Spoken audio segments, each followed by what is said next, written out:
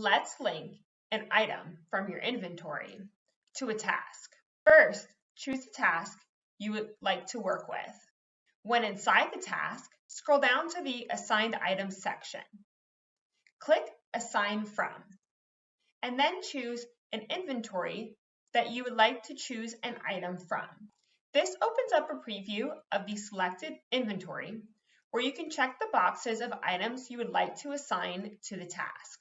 When you have selected your items, click Assign to Task to only assign the items to that specific task, or Assign Downstream, meaning to all the tasks that follow this one in case you've created a workflow. A pop-up will appear showing you all of the tasks in which the items will be assigned to.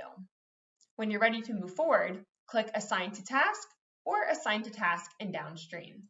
To unassign an item from a task, go back to the Assign From.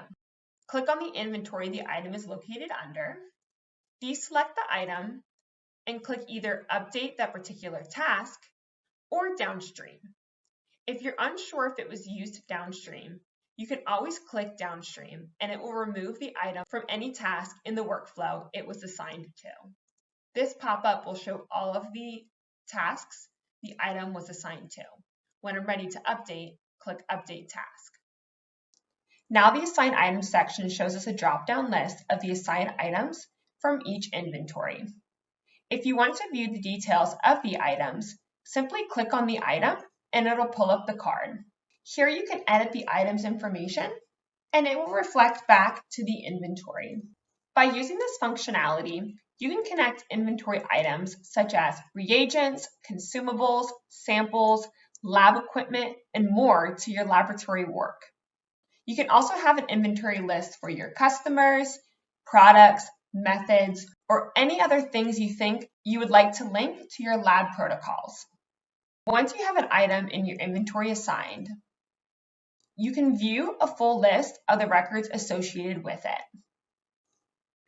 This gives you a great overview and offers excellent traceability.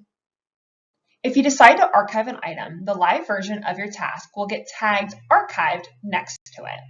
If you decide to permanently delete an item from your inventory, the item is going to disappear from your list of assigned items in the live version. If the item was deleted after the card was moved to In Review, the item will remain in the Assigned Items section. To learn more about SciNote, continue watching our tutorial videos and explore the resources linked below.